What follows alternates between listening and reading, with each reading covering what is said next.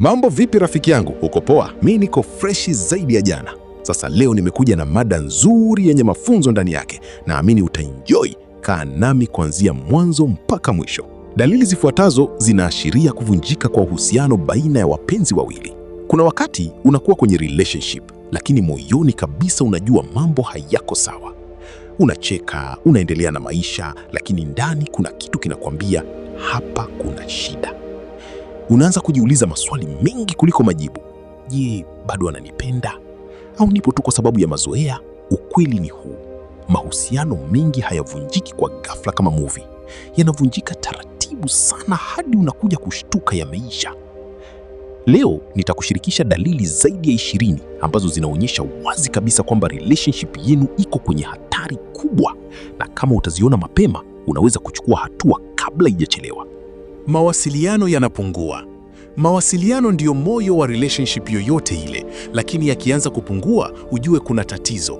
Zamani mlikuwa mnazungumza kila kitu, kutoka mambo madogo hadi makubwa, lakini sasa maongezi yamebaki ya kawaida tu, kama upo, poa, sawa.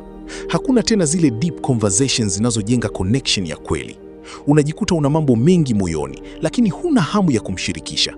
Hii inaonyesha kuwa emotional connection inaanza kufifia pole pole. 2, unaanza kuona kama mzigo. Mtu uliyempenda kwa moyo wote anaanza kuonekana kama burden kwenye maisha yako. Kila kitu anachofanya kinakuudhi, hata kama ni kidogo sana. Unaanza kujiuliza kimoyomoyo kama kweli ulifanya uamuzi sahihi kuwa naye. Unahisi kama unalazimika kubaki badala ya kuchagua kubaki. Hii ni dalili kubwa kuwa hisia zako zinaanza kubadilika. 3, hakuna muda wa pamoja. Kwenye relationship yenye afya, watu hutafuta muda wa kuwa pamoja hata kama wana ratiba ngumu. Lakini mambo yanapoharibika, kila mtu anakuwa busy kivyake bila effort ya kutengeneza muda.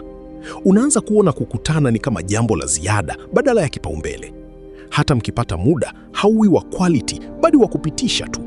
Hii inaonyesha kuwa priority imebadilika. 4, mapenzi yanapoa. Hakuna affection.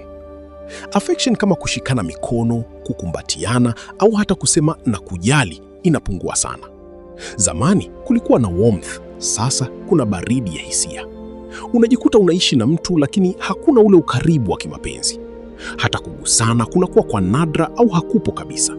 Hii ni ishara kuwa chemistry kati yenu inapotea. 5, mnapigana sana kwa vitu vidogo.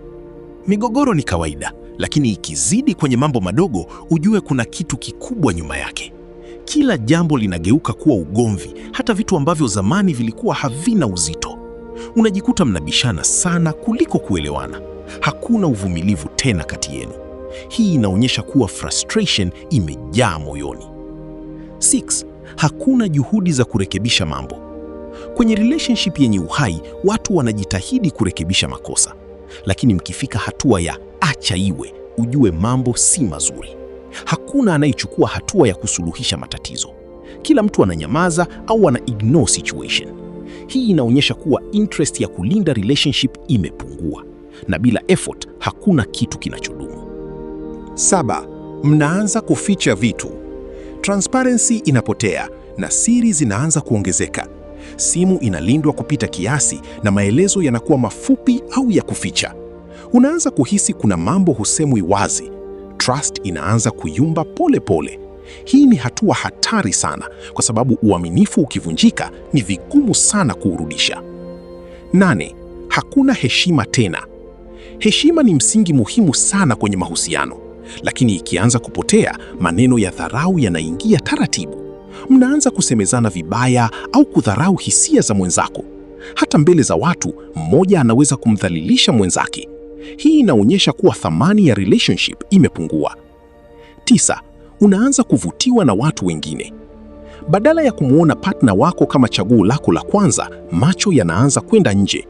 Unajikuta unawaza watu wengine au kuwalinganisha na mwenza wako. Hii inaonyesha kuwa emotional satisfaction haipo tena. Na mara nyingi hii ndiyo mwanzo wa usaliti. Ni ishara kuwa moyo wako hauko hapo kikamilifu. 10, mnaishi kama roommates. Relationship inageuka kama kuishi na rafiki tu wa nyumba. Hakuna intimacy, hakuna mapenzi ya wazi, ni maisha ya kawaida tu. Kila mtu anafanya mambo yake bila kujali mwingine. Hata mazungumzo yanakuwa ya lazima tu. Hii inaonyesha kuwa connection imepotea kabisa. 11. Hakuna support ya kihisia.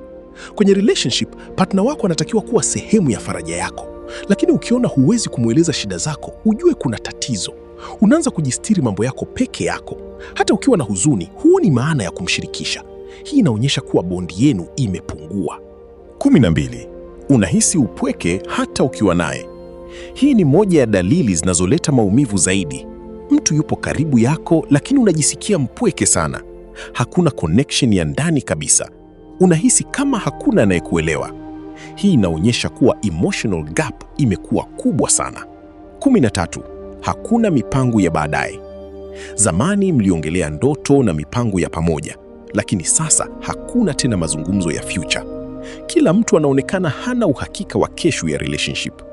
Hii inaonyesha kuwa commitment imepungua, na bila vision ya pamoja, relationship haiwezi kudumu. 14. Mnapunguza muda wa kuonana makusudi.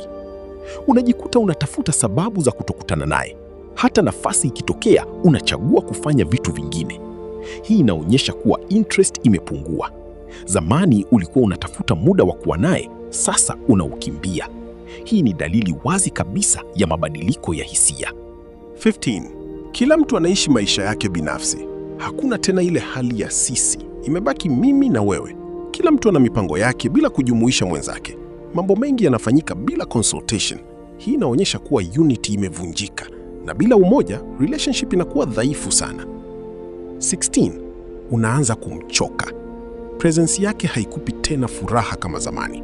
Unaanza kuona mambo yake yanachosha. Hata maongezi yake hayakuvutii tena. Unajikuta unataka space zaidi. Hii inaonyesha kuwa hisia zimeanza kupungua. 17. Hakuna tena furaha ya kweli.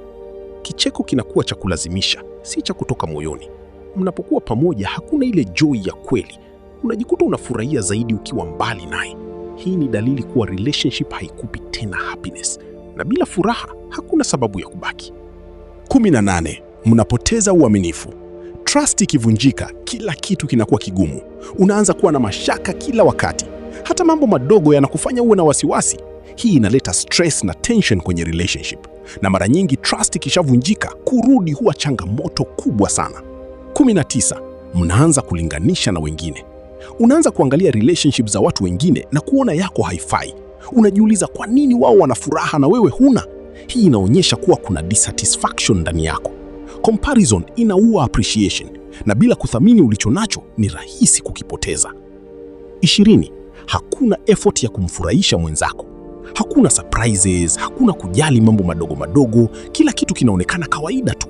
Hakuna mtu anayejituma kufanya mwingine afurahi. Hii inaonyesha kuwa mapenzi yamepoa, na relationship bila effort ni kama mmea usiomwagiwa maji. 21. Mawasiliano yanakuwa magumu na kukutana kunakuwa nadra. Unapiga simu hapokei, au anajibu kwa kuchelewa sana. Messages zinajibiwa bila interest.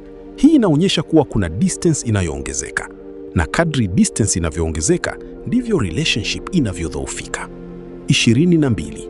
Mambo ya kimwili yanapotea. Intimacy inapungua au kuisha kabisa. Hakuna tena ule ukaribu wa kimwili uliokuwa unawaunganisha. Hii inaathiri sana connection ya wapenzi. Mara nyingi hii ni dalili ya matatizo ya ndani zaidi, na bila intimacy, relationship inakuwa incomplete. 23. Kila mmoja anajitetea, hakuna anayesikiliza. Mazungumzo yanageuka kuwa vita ya nani yuko sahihi. Hakuna anayesikiliza kwa nia ya kuelewa. Kila mtu anataka kushinda. Hii inaondoa maelewano kabisa, na bila kusikilizana hakuna suluhisho. 24. Unahisi kama unalazimisha mambo. Relationship inakuwa mgumu kuliko kawaida. Unahisi kama unafanya kazi badala ya kufurahia. Kila kitu kinahitaji nguvu kubwa. Hakuna flow ya kawaida. Hii inaonyesha kuwa mambo hayako sawa. 25.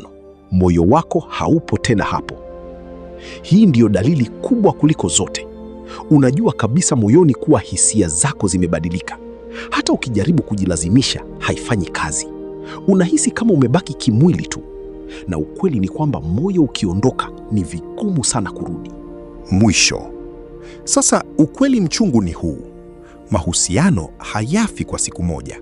Yanakufa taratibu sana, hadi unakuja kugundua umechelewa. Lakini habari njema ni kwamba ukiziona dalili mapema, unaweza kuchukua hatua na kuokoa kilichobaki. Jiulize mwenyewe kwa uaminifu kabisa, je, relationship yako inakujenga au inakuvunja? Usikae mahali ambapo furaha yako inapotea kila siku. Na kumbuka, unapochagua amani yako, hujapoteza, umejipata. Na wewe unaiangalia hii video, ni dalili ngapi umejikuta nazo? Usifiche, usijidanganye. Ukweli unaanza na wewe mwenyewe. Andika hapo kwenye comment ili tujuane ambao tupo kwenye hili jambo. Asante, usisahau like, share na kusubscribe. Tukutane kwenye video inayofuata.